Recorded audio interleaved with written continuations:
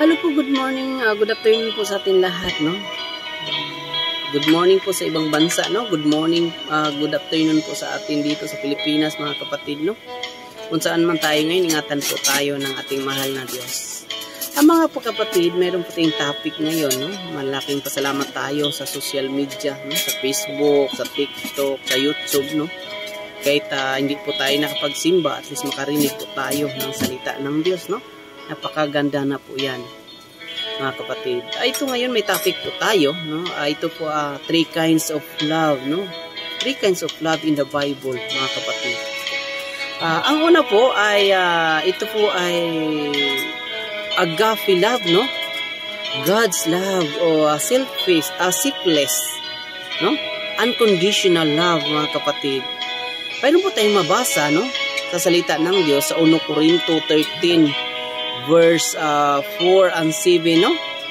Sabi niya dito, mga kapatid, number 4, 1 Corinto 13 verse 4 and 7, sa 4, mga kapatid, ang sabi, ang taong may pag-ibig ay mapagtiis, no? Mabait, hindi marunong mainggit, hindi hambog o mapagmataas. Number 5, verse 5, hindi bastos ang pag-uugali, hindi makasarili, hindi magagalitin o mapagtanim ng sama ng loob sa kapwa, no? Verse 6, hindi natutuwa sa kasamaan kundi nagagalak sa katotohanan. Verse 7, matitiyaga, laging nagtitiwala, laging may pag-asa at tinitiis ang lahat. Yan po, mga kapatid, no? Napakalinaw, no? Ang salita ng Diyos, no? Love that sacrifice, no? Without expecting in return, no? Pinakamataas na uri ng pag-ibig galing ng Diyos, no, mga kapatid? Question number 1, no? Ano ang kaibahan ng agape love sa ibang uri ng pag-ibig, no? Ang sagot, agape ay hindi makasarili, kundi naghahangad ng kabutihan sa iba. May mabasa po tayo, no? Sa Juan or John 3 verse 16, no? Ang sabi, mga kapatid, sapagkat ganito ang pag-ibig ng Diyos sa mga tao sa sanglibutan, ibinigay niya ang kanyang bugtong na anak upang ang sinumang sumasampalataya sa Kanya ay hindi mapahamak, kundi magkaroon ng buhay na walang hanggan. No? Napakaganda ang salita ng Diyos, mga kapatid. No? Napakaganda, mga kapatid. Question number 2, paano nating maipapakita ang agape love sa kapwa? Ang sagot, mga kapatid, no? Sa humagitan ng pagpapatawad o pagbibigay at paglilingkod kahit walang kapalit, no? May mabasa po tayo, mga kapatid, sa Ephesians or Episo, no? 4 verse 32, ang sabi, sa halip magiging mabait kayo at maawain sa isa't isa at magpatawad kayo sa isa't isa gaya ng pagpapatawad ng Diyos sa inyo dahil kay Kristo. Yun po, mga kapatid, no? Napakalinaw, no? Ang salita ng Diyos. Number 2, kinds of love sa number 2, mga kapatid, ito ay ang eros love, no? Eros love, mga kapatid. Ito ay a romantic love, no? May mabasa po tayo sa Song of Solomon, no? Chapter 1, verse 2. Ang sabi, paliguan mo ako ng iyong mga halik. No, pagkat mas matamis pa kaysa katas ng ubas ang iyong pag-ibig. Yan po, napakalinaw, no, mga kapatid? Pag-ibig ng mag-asawa, no, physical at emotional, regalo ng Diyos, no, para sa kasal, ngunit dapat nasa tamang hangganan, mga kapatid, no? Question number 1, no, bakit mahalaga ang eros love sa kasal? Ang sagot, mga kapatid, nagpapatibay ng intimacy o pagpapalagayang loob at pagsasama, mga kapatid. May mabasa po tayo sa Hebreo, no?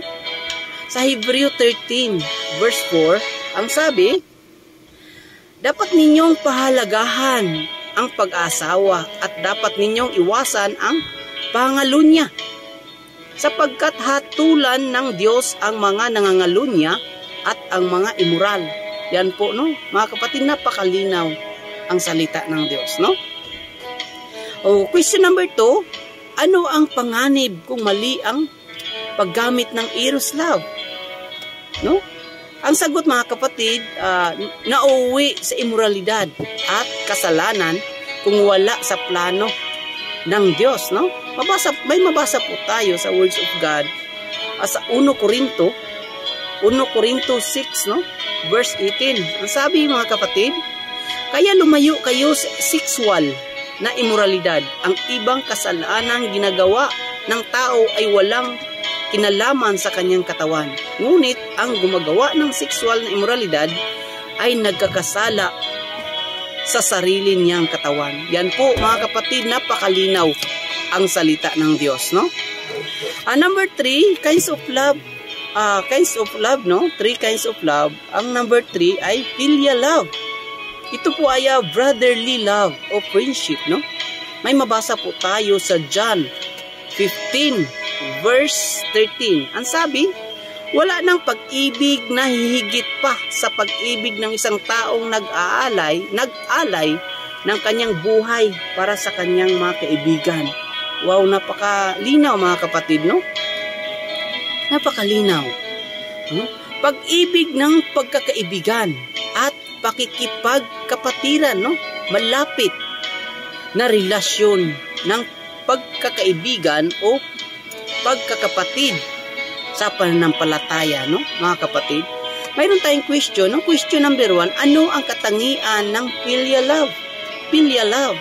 Ang sagot, mga kapatid, pagmamahal na handang pagsakripisyo para sa kaibigan, no? May mabasa po tayo, mga kapatid, sa Proverbs 17 verse 17. Ang sabi, ang kaibigan ay nagmamahal sa lahat ng panahon at nagkaroon tayo ng kapatid upang sa kagipitan ay tumulong. Yan po, mga kapatid, napakalinaw ang salita ng Diyos. Question number 2, paano nating mapapalayo ang filial love sa church? Ang sagot natin, mga kapatid, no? Sa pagtutulungan, pag-aaliw at pag-iingatan ang isa't isa. May mabasa po tayo sa Words of God, mga kapatid, sa 1 Thessalonians 5 verse 11, ang sabi, dahil dito patuloy ninyong pasiglahin at patatagin ang isa't isa katulad nga ng ginagawa ninyo. Yan po, mga kapatid, no? Napakalinaw ang salita ng Diyos. Yan po, mga kapatid, ang ating topic ngayon ay kinds of love, no? Yan po, napakalinaw ang tatlong klase ng pag-ibig, no? Nasa sa salita ng Diyos sa Biblia, mga kapatid. Yan po, no? Once again, Happy Tuesday at ingatan po tayo ng ating mahal na Diyos, no? Kung saan man tayo ngayon, mag-ingat po tayo palagi. Once again, God bless po sa ating lahat. Bye-bye.